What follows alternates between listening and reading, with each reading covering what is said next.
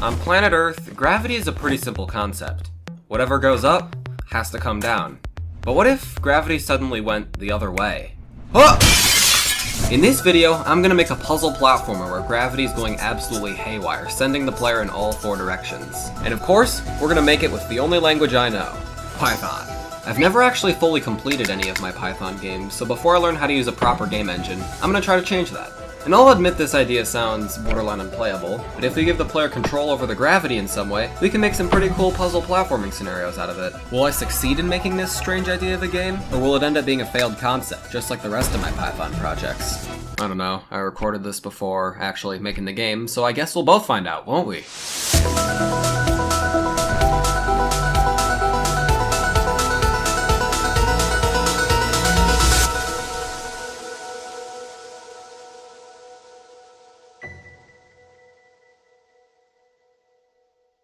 And so, I got started by opening up a new Python file and importing Pygame. Pygame is a Python library that allows your code to interact with visuals and audio. It's the closest thing Python has to a game engine, and that's what we're going to be using to make this game.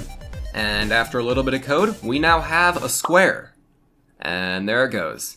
As you may have noticed, that cube just fell straight through the floor, so we need to add some floor. And nothing screams floor like a tile-based environment. With a tile-based system, the levels split up into a grid, with each square containing its own type of tile. And so far, the only two types of tiles we have are ground and air, but that's all we need for the player to move around. As you can see, the player gets launched towards your mouse when you click, and can also stick to walls and ceilings. Then, I decided to implement a better system for getting the player around. Instead of just having the player instantly fling over to your mouse, I added a charging system, where the longer you hold your mouse, the farther the player will fly. I also threw in this dotted tracer so that the player could see where they were gonna go. Kinda like the hit game Angry Birds. And since the player kinda looks like a slime, I gave it some squish too.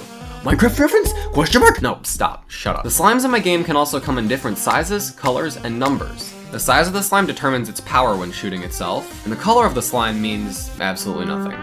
And when there's more than one slime, they'll both follow your mouse, making both the X and Y position of your mouse crucial for maneuvering them precisely. And it's not just the two slimes that can run at once, it's as many as the game can handle.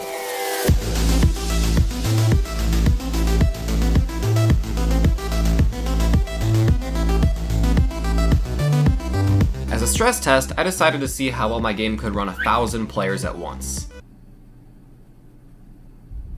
Oh god. I can already hear my fans getting faster. Oh. Did I mention Python isn't exactly the best language for game development? Needless to say, I'm definitely going to optimize my game down the road. But before then, I'm going to give our slime a texture because right now, he's still just a square. So I whipped up a slime texture in Adobe Animate, and now our slime has eyes. And I think I'm going to call him Kevin. Instead of hovering through the air like the square that rhymes, Kevin will rotate to follow his path of motion. This is done using some simple trigonometry to calculate the angle of the slime by using the hypotenuse of the X and Y distance. Everything's going well so far, but there's one main problem. Right now, my game is just a carbon copy of Stick With It by Sam Hogan, so it's about time to introduce the gravity mechanic. After messing around with the player's gravity triggers, I made it so that the gravity changes in the direction of what surface you land on. For example, if you land on a wall, gravity will bring you towards the wall. This mechanic was unintentionally, but still heavily, inspired by Run 3. And as you can see, there's absolutely nothing game-breaking about this mechanic at all. I have no idea what you're talking about. To polish this player a bit more, I added some particles with a particle system that I made, that I like to call the Mango Particle System. And I added a trail that follows the player's path. This was done by drawing a line every frame from where the player was to where it moved to, and having each line get smaller and smaller over time. I hope that kinda made sense because I don't feel like animating a whole motion graphic for it. You know, there's not much of a challenge in a video game if you can't die, so I added some spikes that can kill the player, as well as some cool death particles. Oh, no! What I was going to say is that I added a cool little death effect when the player hits the spike, as well as a little camera shake. The camera shake also stacks per player death, so if you've got 50 players going at once, chances are an earthquake is going to occur. I also messed around with some infinite level generation, but this is a concept that ended up getting scrapped, so there's 2 hours of my life I'll never get back. Then, I decided that the rest of the game needed some textures too, so I whipped up some block textures in Adobe Animate, and then hit a pretty big roadblock, no pun intended. So I made a texture for every individual combination of surrounding blocks, but had no idea how to write the code that could set the right texture for each one. So at midnight, I came up with quite possibly the worst idea I've had in my entire life. Alright, so it is currently 12:56 a.m., And I have kind of come across a bit of a problem. So my game's got these textures, right, that are meant to, they're sort of dependent on the nearby blocks to sort of make like corners, you know what I mean, right? But I can't really find a good way to sort of automatically have these blocks like snap to the right texture, right, as represented by this spaghetti code over here. So the only way I can think of to get the right texture for these blocks is I've generated a list of every single possible block combination for a 3x3 space, like the surrounding of a certain block. And we're gonna go through this manually. We're gonna manually go through this and attach the right texture to all 256 of these. At 12:57 a.m. Yeah, take a wild guess at what I did for the next 3 hours. That's right, I went through and manually assigned a texture to each possible 3x3 combination of blocks until I woke up, deleted it all because it was stupid, and wrote an actual algorithm that could get the job done. And as you can see, the block textures will sort of wrap around the shape of the structure. And to add some further detail, I added a bunch of smaller slices of the level to form a 3D effect, which I pretty much copied and pasted from my old game. If you want a more in-depth explanation of how that works, check out that video, but cringe warning since it was made over a year ago. Then I used some background silhouette textures and used the same parallax technique to make an also kinda 3D background. By now, you can probably see the theme I'm going for. And then I made some adjustments to the colors and added some particles to flesh out the atmosphere, and after experimenting for a bit, I finally settled on a blue and orange color scheme. One slight issue though, with all the 3D effects added, the player still looks a bit out of place, so I gave it a 3D effect too. I also added some sort of a gradient that covers the whole screen to further texture the game. It's pretty hard to tell, but maybe you can see it with a side-by-side comparison. Never mind, you can't really tell the difference actually, but still, I was pretty happy when I got this to work, since this whole time I didn't actually know that Pygame could just straight up load transparent PNGs until I tried. Spikes are cool and all, but I think we need another way to die. And what's a platforming game without lava? So I made a lava texture in Adobe Animate, used Desmo's graphing calculator to set up some equations to make it undulate, and I think it turned out really well. Not only does it fit the color scheme of the game perfectly, but it adds some more movement to the surroundings, making it feel less dull. And when a player falls in, it makes a cool little ripple effect. And lava can also go on the walls and ceilings too, because it's a gravity game, what'd you expect? Then I added a new type of block. You know how the player normally sticks to things? Yeah, well the player will bounce off of this type of block. This purple bouncy block type opens up a whole new window of gameplay possibilities, since you can't see where it'll bounce with the tracer. It'll require players to use their brain a little bit more, which is exactly what we want from a puzzle platformer. And to open up even more puzzle platforming opportunities, I added different types of slimes, and by that, I mean slimes with different abilities. The blue slime can double jump, the purple slime can switch gravity, the red slime can do what you'd call a ground slam, the gray slime doesn't experience gravity at all, and the cyan slime splits into two. The cyan slime is a bit of an interesting one, since it has the potential to make your PC explode. All of these abilities are activated by clicking the mouse while in midair, and can only be used once before hitting the ground. The player can also recover its ability by bouncing off of a purple block, allowing for some crazy movement chains. Then, in consideration of the cyan slime gameplay, I made it so that you can switch between which slime the camera's focusing on using the Z and X keys. And now, all that's really missing from my game is sound elements. And so, using GarageBand samples, randomly generated noises from BFXR, and me smacking my hand into a bowl of water for 30 minutes, I was able to stitch together some pretty decent sound effects.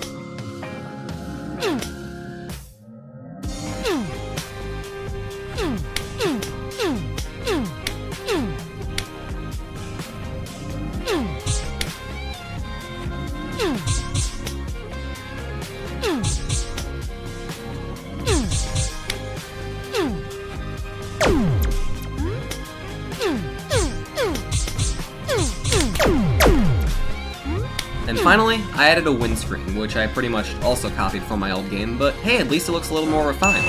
And that's about it for the mechanics. All we gotta do now is make levels, right? Wrong! I spent 3 weeks making an entire level editor to intricately and efficiently design levels. Infinite possibilities, infinite combinations lie ahead. I call this one the funny box.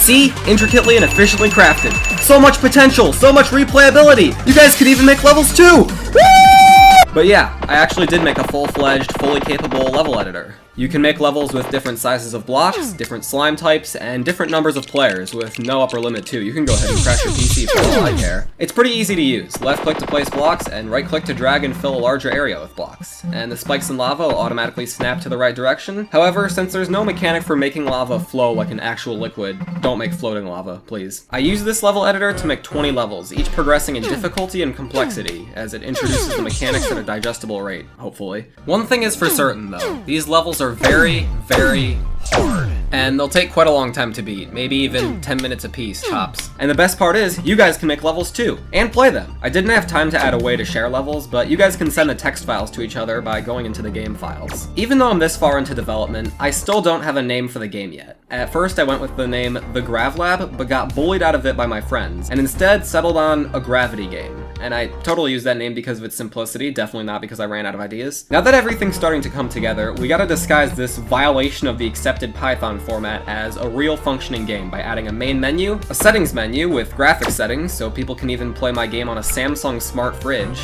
and a fancy intro logo thing similar to the Clash Royale intro. And then my good friend Chris Wu made a couple songs for my game, and they kinda go hard, especially in the editor.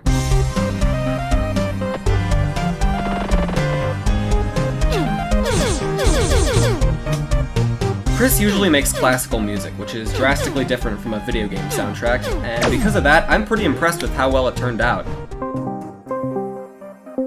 Hi Chris, thanks for sending me the songs. Got anything else to say?